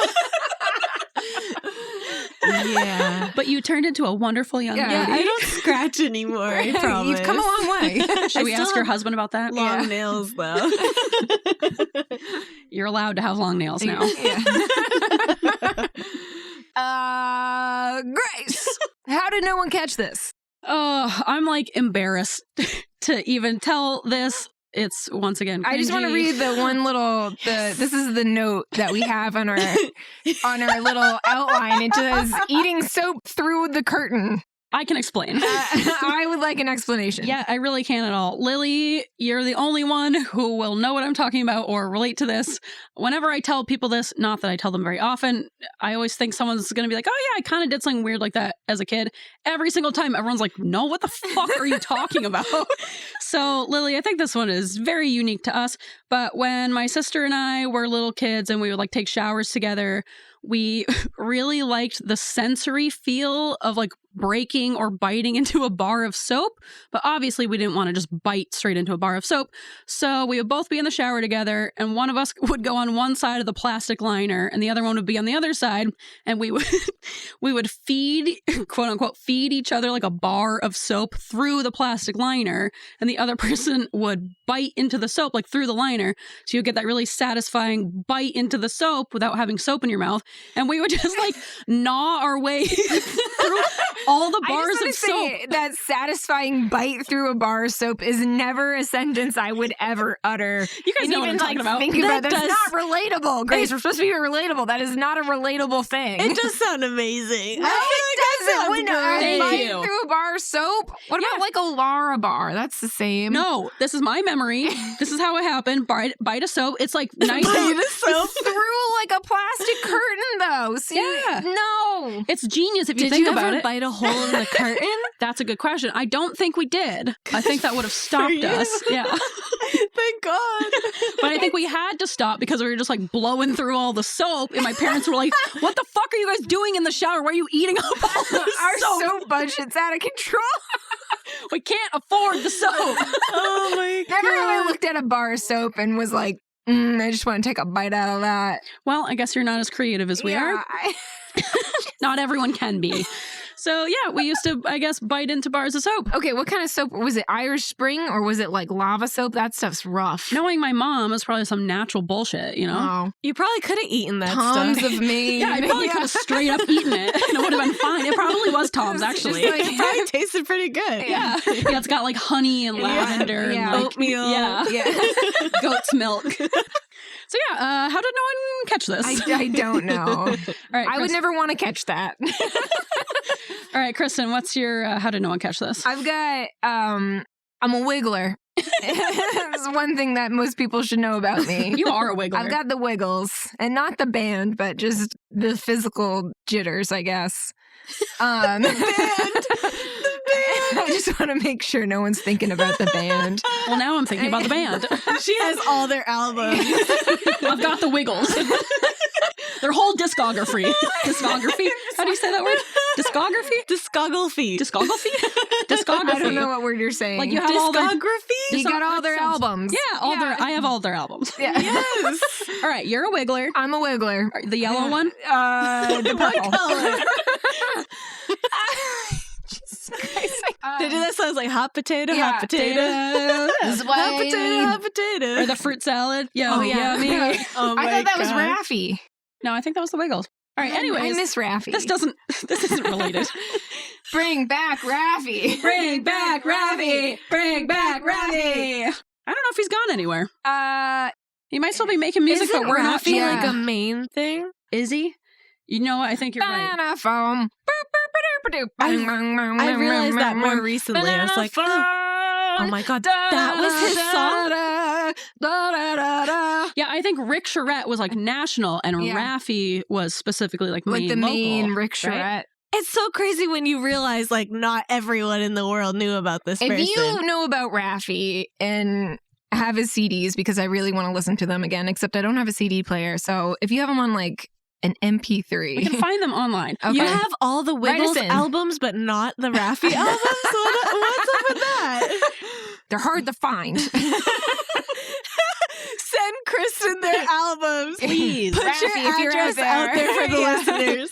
And we should get a P.O. box specifically for Yeah, Raffi. for tapes. Raffi. If you it's have not Raffi, I'm sending it back. It's going to come on a cassette. I hope you know. Oh, we gotta get a cassette player. You need a Walkman. We do. All right, tell us your how did no one catch this?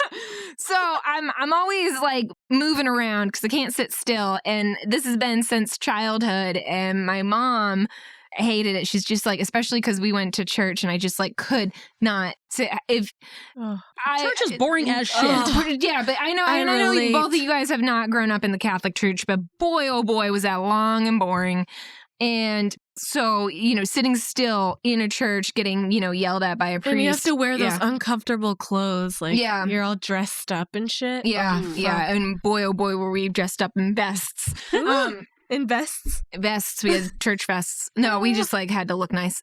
But Vest. So I was always wiggling. So for my birthday, I don't know, I was like 7 at the time. Remember the 101 Dalmatians, the movie, Yes. Disney? It's like pretty famous. Yes. I guess there's like, names for all 101. And one of them's name is Fidget. And my mom got me the little stuffed animal, and all it does is like gyrate aggressively. And my mom's like, it's Fidget. And I didn't even know what the word meant. She's like, because you won't stop moving in your seat. You're always moving. And here's a dog that also moves. So here you go. Happy birthday. But we won't look into this at all. No. She's just full of energy. She just loves to fidget. I just love to move around. And so now I have this dumb dog that just gyrated for a little bit. But thanks, Mom. You're like, he's like me. Yeah, you know what? The thought was there. I got to give my mom credit. Thought was there. She tried. I didn't know what the word meant. She had to explain it to me. It's like explaining a joke to someone. I didn't even like the 101 Dalmatians. But yeah, for you especially, how did no one catch that? Yeah. Ring, ring, ring, ring, ring, ring, ring. Banana phone. Ding dong, ding dong, ding dong, ding. Banana phone. God, it's such a jam. It's a bop. That is a jam. That We is gotta a go good back one. and listen to Raffi. Yeah, we could do that. Fuck after the this. Wiggles. Should we just do that right now? Should we just turn this off? Yeah, turn it off. Yeah, Go turn it Wiggles. off. Everyone go Cue the listen to elevator Raffi. music. Yes. Give him some hits on YouTube. Ooh, I wonder if he's ooh. Making money these days or not. He might need a little. Raffi's album will be linked in our show notes. Yeah, all right. Maybe. If we can find it. I'll find it. All right. Yeah, keep an eye out for that, maybe. Yeah. All right. All right. That That has is- been. Alternative segment. I didn't know if you were waiting for me to join in. I don't know what I was doing, but yeah, that's been alternative segments. Hope you liked it. Alternative. Segments. Oh, Ooh, nice. Good little Nice. creepy one. Yeah. That was creepy. I'm creeped out. All right. We are slowly but surely moseying our way. Yeah, I was going to choo-choo it, but... Oh, yeah. Throw in a little chooch. Choo-choo! End of the line! We're pulling into that Pizza Secret station, I guess. Ooh. Oh, Elena, just the sound effects. Oh my god. Man, I wish you were there for Casio keyboard days. It That was was a dark time for all of us. Bring her back. It was a bad phase. Yeah. We did not do well. Yeah. Yeah, we're moving into our last segment. So should we throw a little Pizza Secret song at him? Pizza secrets, tell me your secrets. Pizza Secrets! That was very high. Yeah. Our highest yet. Yeah. Ian went really low and you went really high. Yeah. Wow. I'm impressed. We need to get Ian in here and Yeah. do it again. Ooh, we A get like a 4-part whole- harmony. Yeah, full harmonization. Whoa, that's a good idea. Ian! Ian, where are you? Ian! Get down here. That'll be after the show. We'll do a special edition. Yeah, throw a little baritone in there. Oh. This Pizza Secrets will be a little interesting because we all seem to have pizza secrets about each other. We didn't want to tell our own pizza secret. We're not telling our own pizza secrets. We're telling pizza secrets about each other. Yep. So Elena has a pizza secret about me that I don't know yet, and I'm very nervous to hear it. But I'll start with my pizza secret because it's just a quick little one. It's not about Elena, but it is about her brother Jake. Hey Jake, shout out. So Elena grew up in the neighborhood with us. Next to the cemetery. Yep. Her brother Jake was like my first friend. My first friend growing up. Aw. Buddies. I know. Jake and I became best friends when we were like 3. But I was probably a little dominating in that relationship. I say think the you're least. dominating Little. in most relationships. Yeah, it's just like my vibe. And I think we told Jake to do a lot of things and he would just kind of comply with us and do whatever we told him to.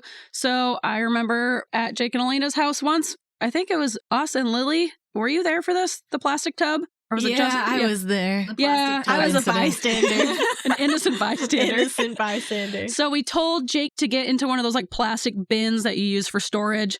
He climbed into it. We closed the top, but it was one of those like latching tops where once you put it on, it's like latched and you probably need like an adult to get it off. And he immediately started like freaking out in there and like couldn't breathe. And then we started freaking out. Shit. Locked Jake in the tub and he was like trying to get out. We couldn't get the top off. Death by tub. Yeah. And we had to go and get your parents and they like let him out, but he was like, he was like fully dying. I bet my parents. I bet my parents are just like, oh, not again. Yeah. They were just Jake's like, in the tub again. I remember y'all like putting makeup on him. Do you guys remember that? Yeah, and he had an allergic reaction. He like fully broke out in hives. Oh, and we tried to again, and your mom, Elena, caught us, and she was like, "No, he's allergic." We're like, had the lipstick in hand, and we're like, "Oh, okay, I remember that." He's allergic. Oh, Jake. Yeah, we mess with Jake a lot. He's an We allergic. tied him to a tree and left him there. Yeah. Sorry, Jake. Different occasion. Yeah, different times we almost killed him or left him for dead. He was the only boy, really. Like, I had to mess with him. Yeah. It's a secret. Sorry, Jake, for almost killing you. All right, Kristen, I see you just have Sunbeam written down. Sunbeam. Oh, God. I have a pizza secret about Elena. I'm still emotionally traumatized by this. Kristen's read this at multiple times. I'm still feeling the effects today. I had a bunch of My Little Ponies, and Elena and I would always play with My Little Ponies. We'd just have it. I remembered the weather because it was cloudy and it was almost going to rain. It was like that mist before the rain. I remember this vividly. And we were in your driveway, and you took my favorite I had like 15 of them. And out of all the ones, you took my favorite, Sunbeam, who was bright orange with yellow hair with purple streak. It's pretty cool. She had very long mane and very long tail, and that's what I liked about her. And this is important. That's what I liked about her. That's what I liked about her. She had a little sun on her bum. That's why she was called Sunbeam. I remember her. Yeah, I know you do. And then we were in your driveway, we were playing with them, and you take Sunbeam and you go, "I'm going to take this." And I was just like, "All right." And you just go in the house for like what felt like 3 hours, but I'm sure it was like 5 minutes. And I was just like, what is she? Where the hell is Sunbeam? What is she doing in there?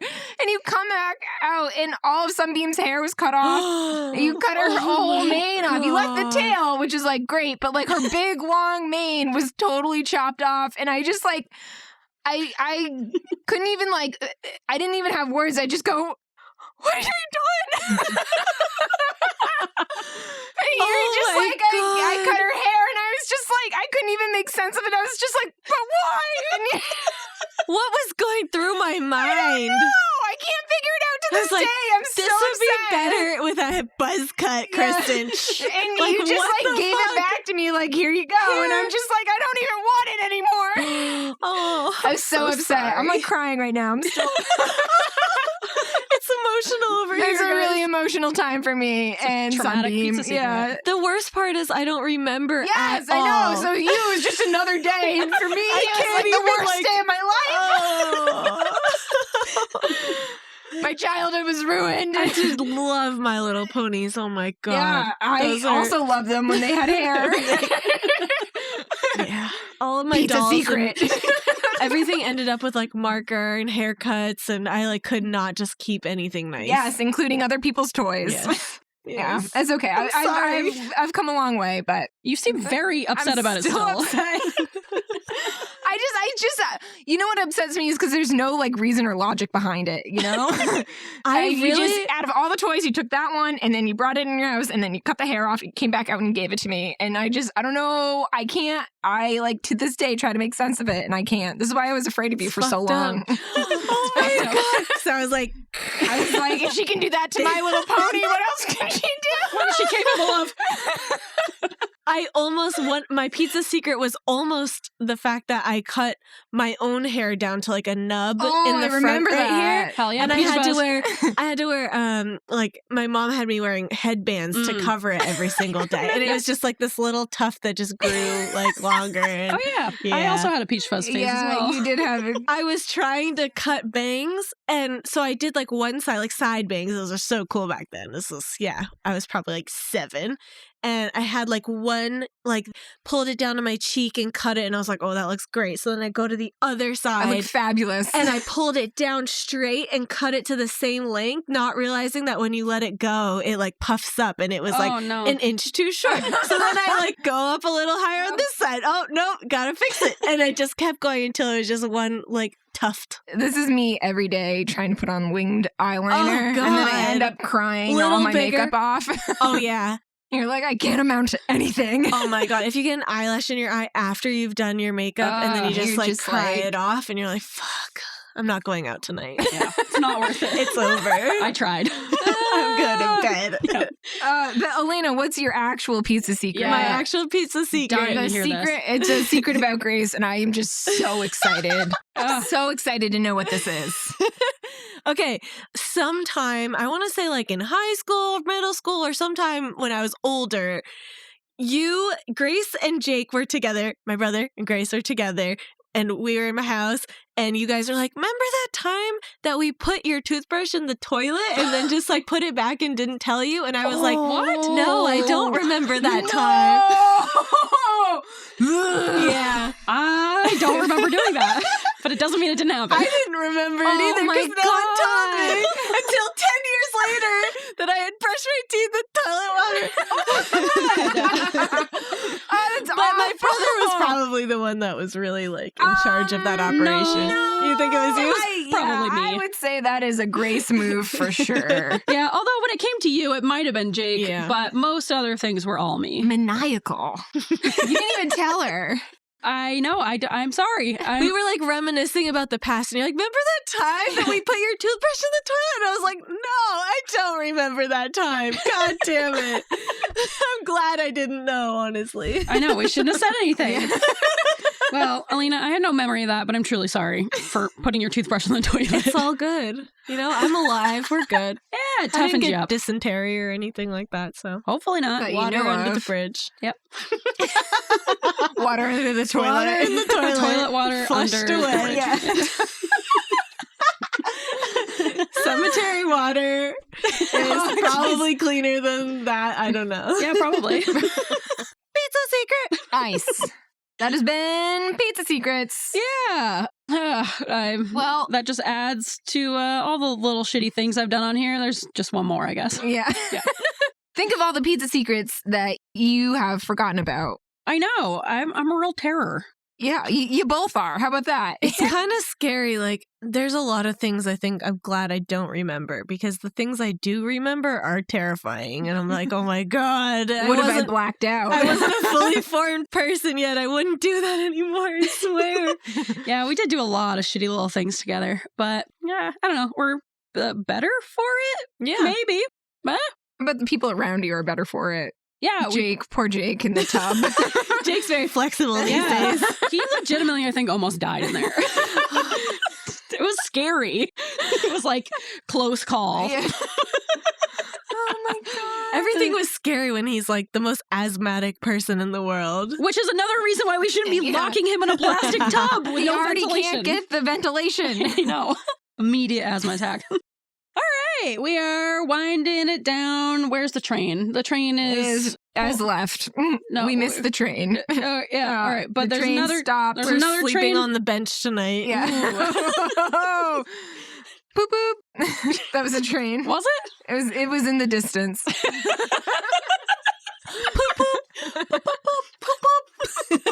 There it goes.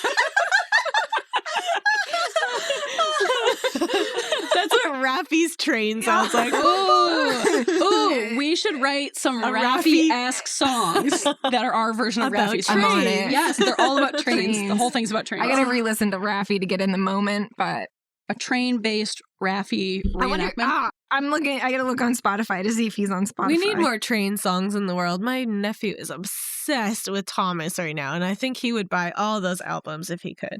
All right, we More already got a train demographic. songs, yeah. Guess who's on Spotify? It's Raffi. Oh, Baby Beluga. Oh, that was such a Baby hit. beluga in the deep blue sea. Hmm. Something, something, something. Da, da, da, da. Oh man, he's got multiple albums. Look at that. All right, guess who's listening to this on the way home? Give Hell Raffi yeah. a listen if you guys don't know about him. He's pretty amazing. And he's on Spotify now, so listen. All right, I guess we should wrap this up because it's been about 2 hours now. That's great. Elena, we have absolutely loved having you in the studio. Yeah, thank you so much. Thank you guys. So fun. What'd you think of your experience now that it's coming to an end? I think I could just chat for hours. That's the problem. I know. It wouldn't be good, but it would be fun. Yay. Well, I'm glad we made you feel comfortable. And Thank you for sharing your story. It's not easy to talk about mental health things, but I appreciate you sharing some things that are probably a little bit more intimate than you regularly share with the public. I'm an open book, y'all. Thanks I'm for getting happy. intimate with us. Yes, I love getting intimate with you. Was guys. intimate the wrong word? No, it was right. I was just No. making I it was weird. just trying to be sentimental. People need to talk about this shit more. That's how I feel about it, you know? I mean, Yeah. when you want to, but yeah. I feel the same way Normalize where it. I'm never like, oh, I guess I can be vulnerable. It's just like, I don't really have levels of vulnerable or not. I'm just like, this is what I think, I'll talk about it. Yeah. So, Yep. yep. Judge me if you want. I don't care. I probably won't notice. I'm not paying attention. It's the perfect way to end it. So yeah, if you enjoyed our discussion with Elena, you can write us into weirdsofafeather@gmail.com. If you have any comments or thoughts or you related to anything she said, we can pass it on to her. We know where she lives, kind of. We know where she lives. Do you want to add like your Instagram handle, or do you have anything you're currently promoting, Elena? My Instagram is... Oh, God, I don't even know what it is. You don't have to if you don't want Yeah, people if to you want to follow be you. private, we can. I don't even think I follow you on Instagram, Elena. Follow me. I think I'm still, rarely post, to be honest. I don't really post trying except to for the get polls here. better. Watch out for our polls on Instagram. We want to know about everything. My handle is at Elena_Rose_. Ooh, Follow me. Mysterious. It's riveting stuff. Good stuff. All right. Yep. You can Thanks. also find us on Instagram at Weirds of a Feather. And on TikTok, not that we post often. Yeah, maybe don't go to our TikTok. Don't go to our TikTok. There's not much there. There's like 2 things there. We need help. If if We a need Gen Zer TikTok could come consultation. over and just kind of like show us the TikTok ropes. Yeah, like, okay, grandmas, this is how you do a trend. You can rate, review, and subscribe to us on Apple Podcasts, Spotify, or wherever you listen to your pods. Podbeam. Yeah, I guess Podbean. You could. You can, But why? But do you? Yeah, and also why? Yeah. Yeah, I don't know. I think let's just wrap it up, and this is us wrapping it up. Yep. Wrap. Anything else to add to this wrap up, Elena? No, that's it. That's it. Mic dropped. All right. All right. Should we squawk them out? Squawk All away. right. Give us your best bird cries. Whoa! Okay. Oh, That's the best bird I'm yet. embarrassed. Ours are so bad. I just went for it. I've been doing bird sounds for years. I've never heard a bird just like that. Holy what moly. kind of bird did that even I don't sound know. like? It sounded legit though. You were ready. You were I ready for that. was. You practiced. All right, give for us another one. Yeah. Yeah. I did not practice, I Oh swear. my It came out God. so fast. So fast and so good. Dialed in. Yeah. Wow. All right, give us another one. Yeah, we got to hear Oh, more. God, now I'm on the spot. It just happened. Sorry, it I'll was do it. impulsive. Oh, that was good. Yours is laughable now. Stupid. That was a good Ooh. one. Like a seagull almost. Yeah. That one's injured. A drowning pigeon. He fell. Chickens are birds too. Oh yeah. Chickens are birds too. Never forget that. They don't really fly, but that's okay. But they are birds. What does the ostrich make? Oh my God! I was just about to ask that. I bet they get out of my squawk. brain. Oh yeah. I bet they just do a big squawk. Yeah, there you go. That's definitely it. You got it. Yeah. All right. I think we got it.